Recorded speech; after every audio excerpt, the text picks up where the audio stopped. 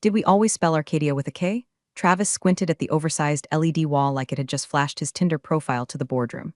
Natalie didn't flinch. She just reached over, adjusted the slide alignment by 0.05 inches, and muttered, "It's spelled the way it earned being remembered."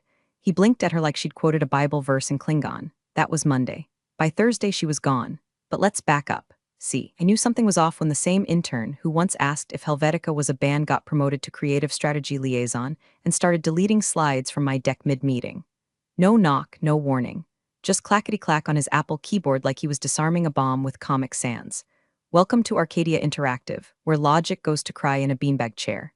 And me? I'm Natalie Rivers, or was, till I quietly reverted to Alden in my email footer and watched no one notice.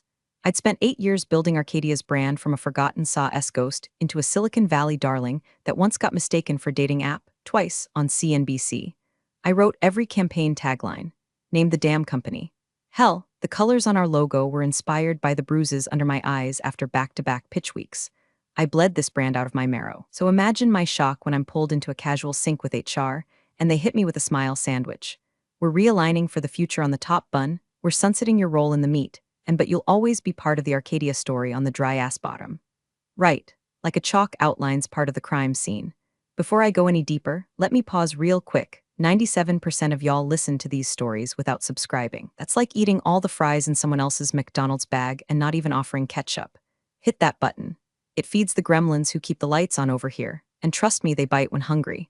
Now, where were we? Oh, right. My dignity getting the Marie Kondo treatment. The funny thing is, I wasn't even mad. Not really. You can't be mad when you already saw the flood coming and quietly built the ark.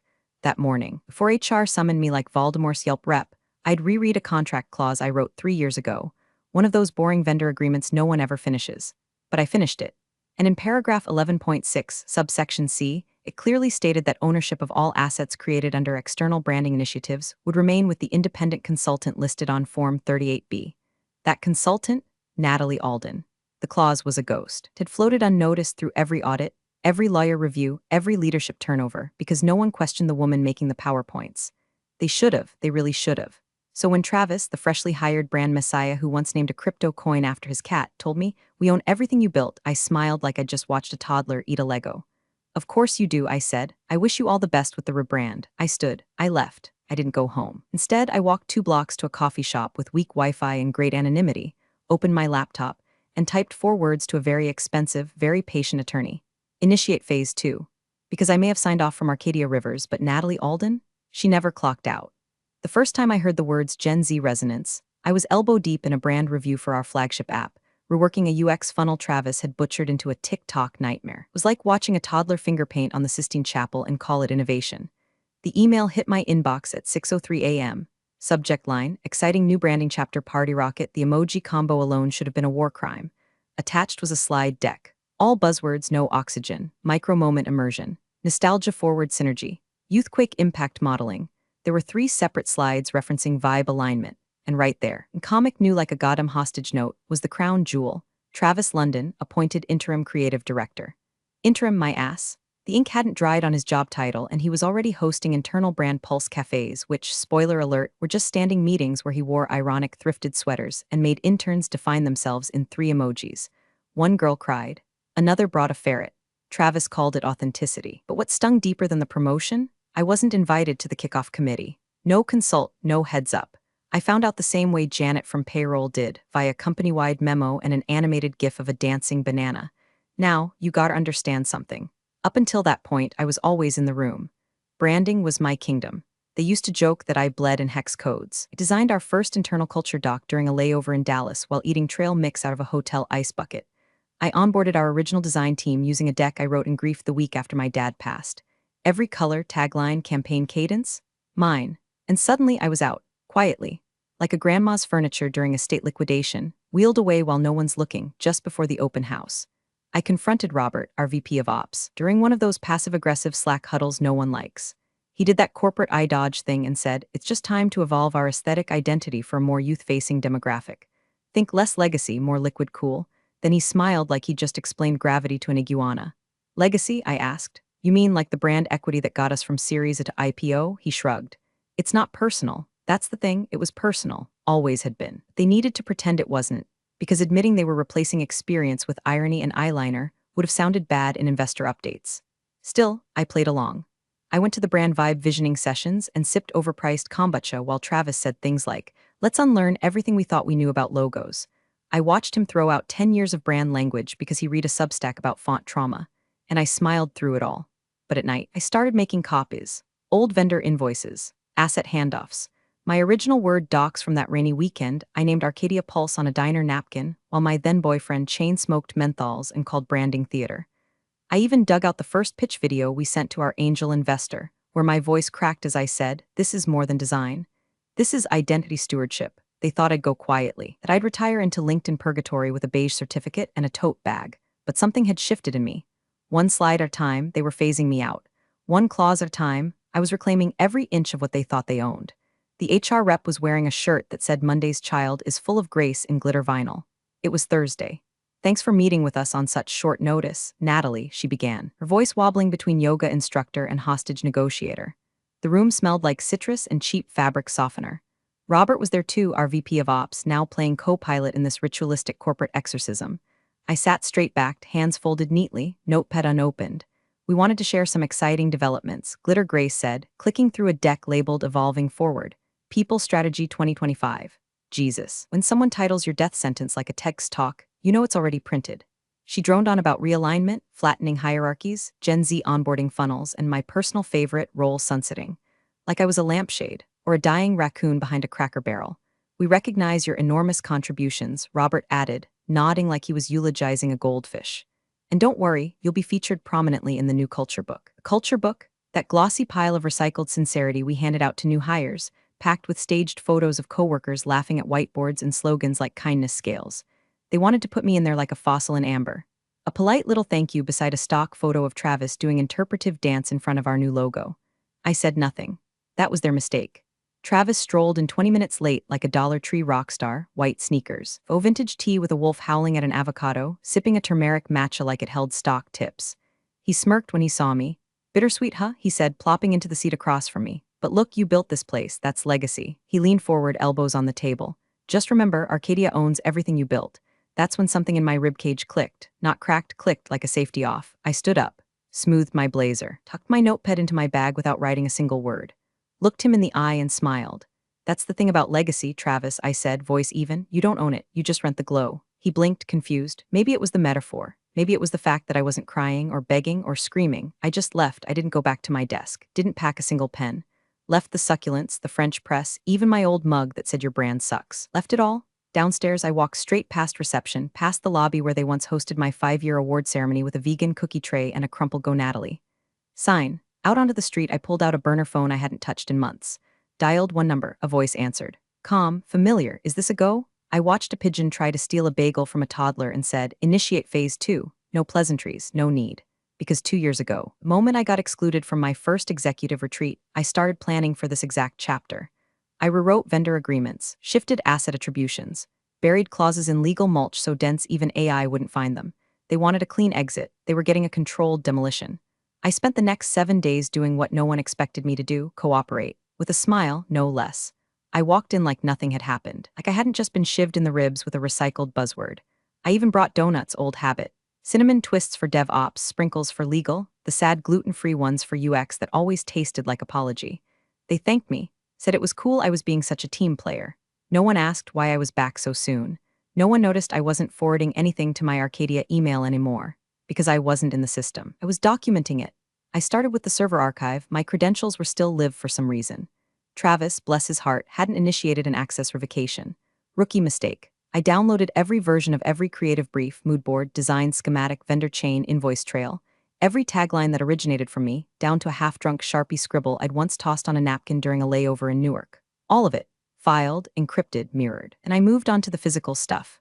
Notebooks, USPs, my old sketchpad with early logo drafts. I took back my copy of the Arcadia Pulse pitch reel we made in 2019, where I was still dumb enough to think brand loyalty worked both ways. I even grabbed the old brand identity binder, the thick one I used to call the Bible before they made branding into a religion of TikTok trends and pastel stickers. And then, quietly, I returned my badge. Early. Dropped it off with reception Donna, who looked up at me with damp mascara and asked, already? I smiled. They sunset me, remember? She nodded, confused, like I had told her the dog died twice. Meanwhile, upstairs, the cracks were starting to show. The product team posted an internal memo about how 3 versions of the new logo were circulating, and none matched the website header. The marketing folks begged for direction on tone of voice, only to get sent a Notion page with a 6-slide GIF of Travis doing air guitar labeled Authenticity in Motion. By Friday, finance had flagged the rebrand budget, overdrawn, underjustified, and riddled with invoices from aesthetic consultants whose LinkedIn pages included the word Vibesmith. Legal was still waiting on proper clearance for the tagline Feel the Pulse. Ironically, I had written that one. Ironically, I still owned it. Travis called me on Monday.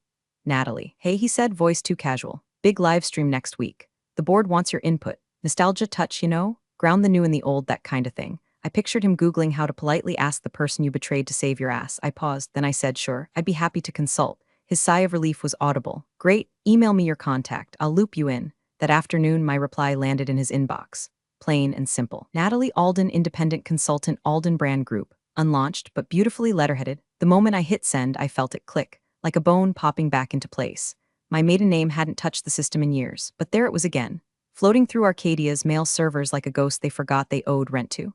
And that night, I cracked open a bottle of red, pulled up the trademark dashboard, and refreshed the page. Status, approved. Active. Owned by Alden. The name, the tagline, the visual ID, all filed, all mine, all waiting. The auditorium smelled like overpriced leather and investor sweat. Stage lights flickered to life as Arcadia's executive team filed in, trying way too hard to look spontaneous in their choreographed entrance. There were hashtags printed on the coffee cups. Travis strutted out like a man who just invented branding itself, not butchered it. Welcome to the Pulse, he announced, his voice oozing with faux modesty and something vaguely citrus. Today we reveal the future of Arcadia. Today we evolve. The audience clapped, kind of. A few C-suite types, some junior staff forced into unpaid enthusiasm, and a fleet of external partners who wore the same forced smiles people use at open casket funerals. I sat dead center, 4th row, in a seat marked consultant guest. Beside me was a quiet man in a gray suit, no Arcadia pin, no brand gear, no coffee cup, just a small briefcase and a folder marked USPTO. No one noticed him, they should have. Travis hit the next slide. A giant glowing heart thumped onto the screen in sync with a bass drop from whatever generic synth track they'd licensed. And then the new logo appeared, cleaner lines, softer colors, lowercase everything. The wordmark read, Arcadia Pulse Trademark, like it was whispering. Travis beamed. This is what she started, he said, gesturing vaguely toward the audience and what we perfected. I didn't blink, neither did my attorney. Flashback 2 years. Arcadia had just wrapped a retreat in Tahoe, one of those wine-end whiteboard orgies where succession gets whispered behind too many closed doors. I wasn't invited to the final strategy circle. First time ever. They said it was a bandwidth thing, so I got to work. Late that night, back in my rental cabin with crap Wi-Fi and an open bottle of Pinot, I logged into the federal trademark portal. Created a shell LLC under my maiden name, Alden. Filed for Arcadia Pulse in 3 verticals, branding, software, and digital assets. Registered the domain name. Secured the social handles. Hired a third-party legal team under a separate retainer, paid in Bitcoin for discretion. Wrapped everything in NDAs so thick you could use them as drywall. Why? Because even then I knew someday they'd try to erase me, and I wanted to make damn sure they'd need my permission first. Back to present. Travis was still talking. You'll see new brand visuals rolling out across all Arcadia platforms starting today. Pulse isn't just a name, it's our heartbeat, our signal, our soul. I leaned over slightly to my right. My attorney didn't move. Just whispered, on your word. I gave the smallest nod. Now, I said, quiet, cold, and somewhere backstage, an intern tasked with monitoring the live stream watched in horror as the main screen glitched. Then flickered, then played a new video. No one had queued it, no one knew where it came from. On screen, the U.S. Trademark Office portal, a timestamp, a filing ID, then a highlighted line, owner Natalie Alden, filed 2 years ago. Status, active, live. Enforceable, gasps, some laughter, then confusion. The chat window, previously filled with fire emojis and let's go, turned fast. Wait, what is this part of the launch? Who TF is Ald 3 and did they just leak their own IP? Travis stood frozen, the back of his neck visibly damp. The glitch looped again, and then silence. The screen turned black, no logo, just the word unlicensed. My attorney calmly snapped the folder shut. Camera panned to the audience briefly. I adjusted my hair, crossed one leg over the other, and smiled. Eerie calm, like watching a hurricane from a soundproof hotel window. They thought this was their day. They didn't realize they'd been guests at my funeral dress rehearsal. Except I wasn't the one in the casket. The moment the screen lit up with the phrase Arcadia Pulse Trademark, Travis looked like he'd just landed a SpaceX rocket with his bare hands. Behind him, brand animations danced, swooping logos, looping tagline reveals, a glossy montage of diversity hires high-fiving over laptops, all set to synth beats that screamed, please clap. The words Feel the Pulse flashed across the backdrop like prophecy. I watched in silence, arms folded, expression neutral, though inside I could feel my heartbeat slowing. Not rising, slowing, like my body knew the war was already over.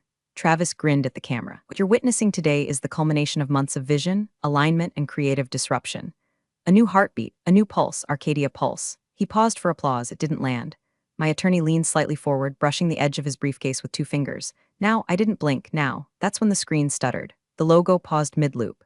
And then the entire projection snapped black. The audience murmured, assuming it was a tech hiccup. Maybe someone backstage spilled La Croix on the HDMI switcher. But no one moved.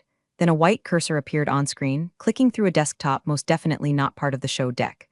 A browser window opened. Slowly, deliberately, it loaded a page from the US Patent and Trademark Office.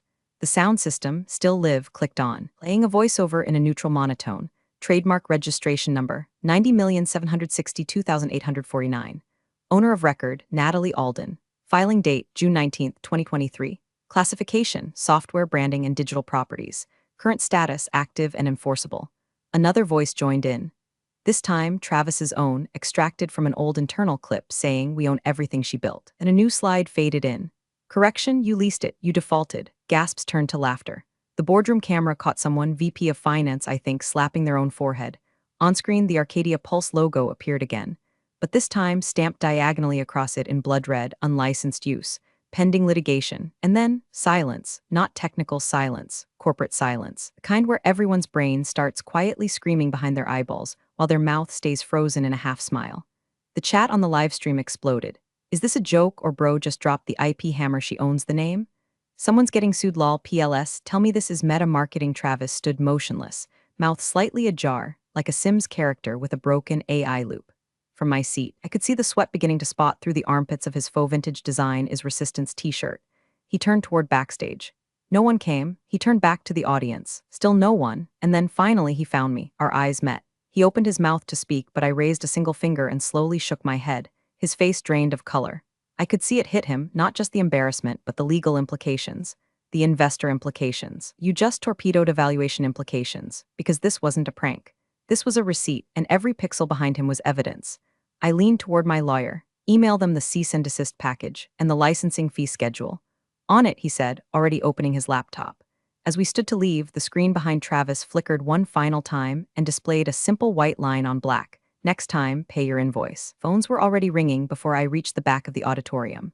One of the board members practically hip-checked a junior exec out of the aisle to get better cell service. Someone from investor relations shouted, "Get Marcy on the line now," while Marcy, whoever the hell she was probably somewhere choking on her latte. Travis stood frozen center stage, staring at the blank screen like it had personally betrayed him. His little brand debut, months of smug meetings and breathy monologues about aesthetic elasticity, all scorched in under 4 minutes by one legal receipt, and a voiceover that sounded like it was recorded in a DMV basement. By the time the fire alarm stopped chirping, yes, someone had actually pulled one, Arcadia's legal team was already huddled behind the side curtains. You could see them moving like panicked squirrels, flipping through contracts, trying to reverse engineer a reality that no longer existed. They knew, they just didn't want to admit it yet. And me? I didn't run, I didn't even speed walk. My lawyer and I made our exit at a steady, deliberate pace, each step the sound of a chapter closing and the ink drying. As we passed the wings, Travis finally moved. He stormed down the steps, cutting us off at the corridor leading to the side exit. His eyes were wild, less rage. More drowning man realizing the lifeboat is already at capacity. You tricked us, he spat, voice low and tight. I tilted my head, considered replying with one of his own slogans, trust the pivot. But I didn't need cleverness anymore. That part was over. No, I said, pausing just long enough for him to register it. You assumed ownership. I ensured proof. He looked like he wanted to scream, or throw something, or melt. But instead, he just stood there, fists balled at his sides, chewing on the bitter taste of a story that no longer centered him. My attorney gently cleared his throat. We'll be in touch with licensing terms. Do let us know if you'd prefer to negotiate pre-litigation. Travis didn't respond. His mouth opened, then closed. I turned to go. And as I passed him, I whispered just loud enough to matter. Next time, maybe build something of your own. We stepped out into the sunlit parking lot. Clean, warm, birds chirping like nothing had happened. It had. Inside that building, a company was unraveling. Outside it, I was already rewriting the narrative. No fanfare, no vengeance monologue, just the silent, satisfying rhythm of power returned to its rightful hands. By Monday morning, Arcadia's homepage was a ghost town. The new logo, gone, replaced with a placeholder that just read, "We're working on something exciting." except no one was excited, especially not the client reps blowing up the support lines demanding clarification on who actually owned the brand. They just agreed to co-market.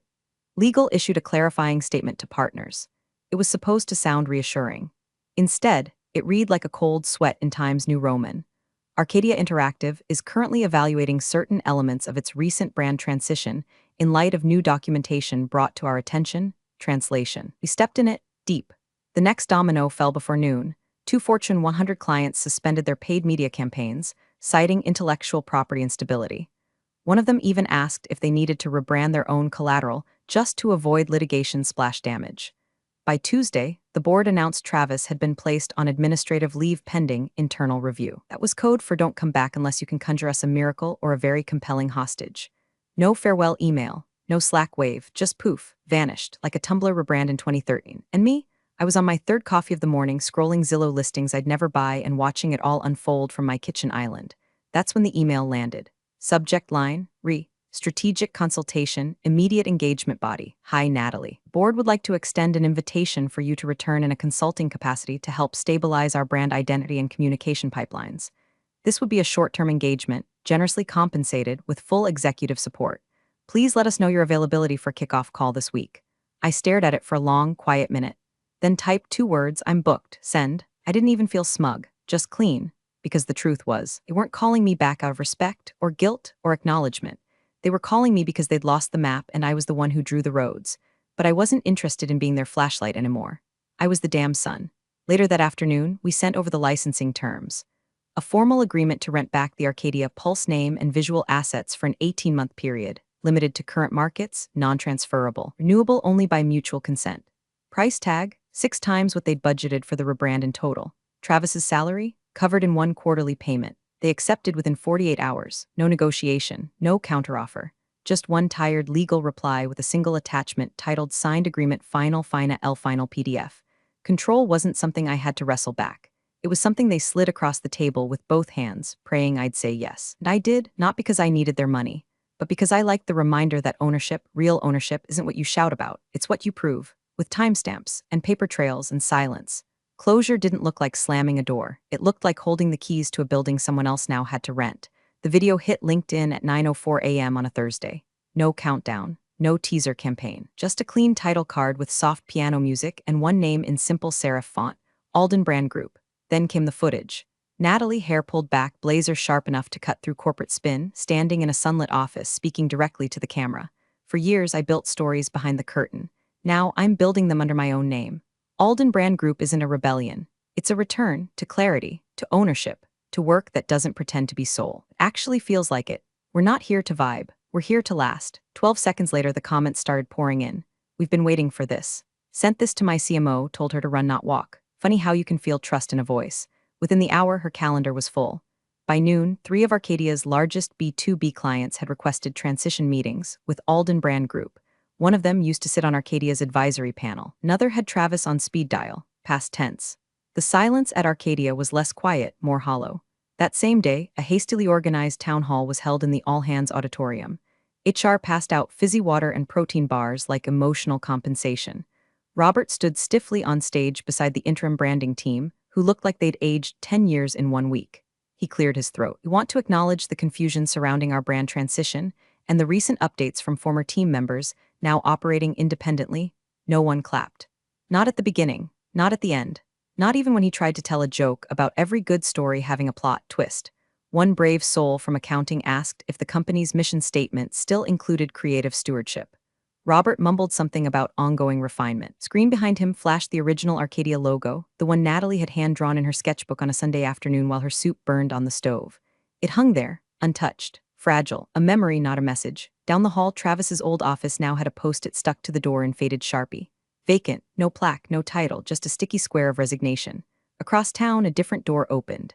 Etched in the frosted glass, Alden Brand Group. Inside, Natalie stepped across the threshold with a stack of folders in one hand and an espresso in the other. The room was smaller than her last C-suite, but brighter, realer, not a single beanbag in sight. Her team was already there, young, brilliant, loyal. She nodded to them, smiled, then glanced out the window at a city that had once swallowed her whole. Now it looked like possibility. She turned back toward her office. adjusted a framed photo on her desk, an old candid from the early Arcadia days, before the polish, before the politics, before the theft. And as she sat down, shoulders loose, smile earned, her voice echoed only in her own head. But it rang clear. You can't steal what was never yours. You just leased it at my rate. Thanks for watching, you cubicle warriors. Hit that subscribe button. Unless you're my old boss, then you're on your own. Revenge of the coffee pot strikes again.